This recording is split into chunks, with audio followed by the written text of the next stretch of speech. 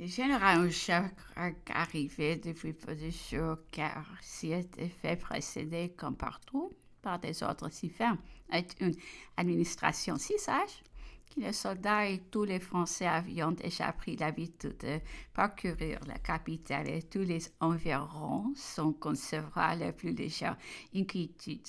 La ville du Caire présentait un curieux spectacle aux Européens qui, la parcourions la première fois, j'étais débarqué à Paulac, sur le Nil. La distance était considérable pour arriver sur la place El-Bekir, où demeurait le général Bonaparte. Les rues étroites de la ville étaient encombrées de chameaux en file nombreuses attachés les uns aux autres, chargés de paillots et conduits par un sale homme. Les habitants traversaient les intervalles avec une gravité lente et la pipe à la bouche.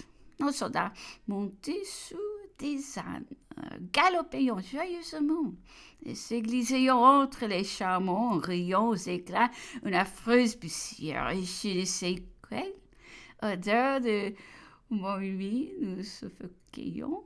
Et de temps en temps, graves musulmans montés sous des murs, se frayant un passage précédé de bâtonniers qui frappaient sur tout ce qui leur faisait obstacle.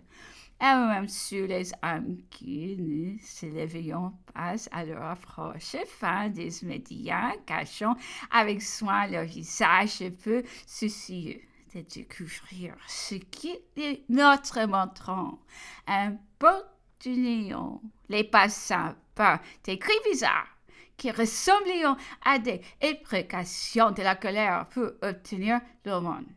Murad Bey, après la bataille des pyramides, s'était réfugié dans la Haute-Égypte. Il lui restait encore plusieurs milliers de Mamelouks. Son influence était considérable sur le peuple. Comme elle pouvait être dangereuse, le général en chef, tout en préparant contre lui l'expédition confiée au général d'essai, essaya de le gagner pour des négociations secrètes. Sa femme légitime et tout son harem étaient restés au Caire et envoya Eugène de Beauharnais pour lui porter ses compliments et l'assurance de sa tranquillité.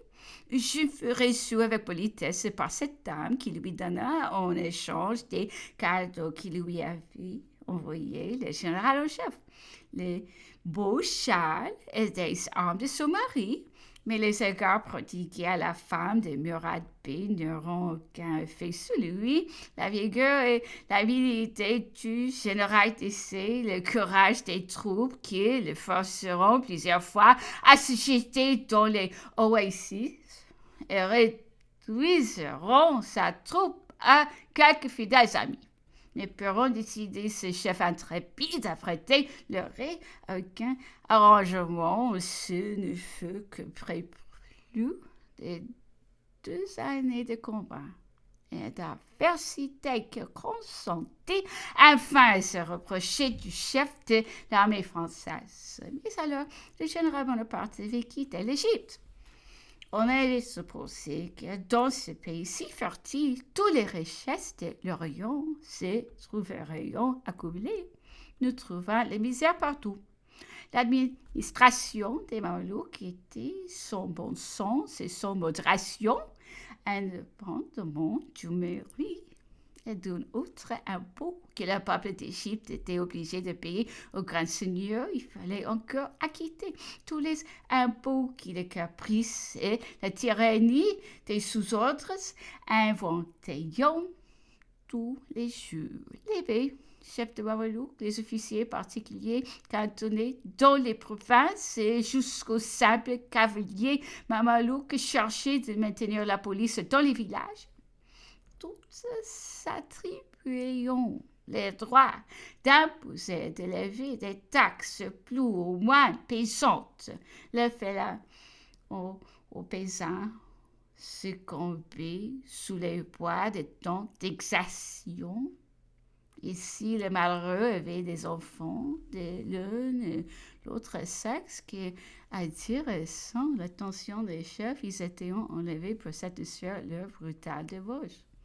Une des premières opérations du général en chef fut de rassurer le peuple sur les propriétés, de lui bien faire comprendre les systèmes simples et judicieux des impôts auxquels ils allaient être soumis, de lui faire connaître qu'à l'arbitraire dont il était victime sous le Mamelouk ayant être substitué des divins composés dans chaque province des hommes les plus respectables pour lui rendre la justice. Toutes ces déclarations commençaient à rassurer le peuple. Et nous n'eûmes véritablement pas à nous plaindre de lui pendant les 6 premiers mois de notre séjour dans le pays.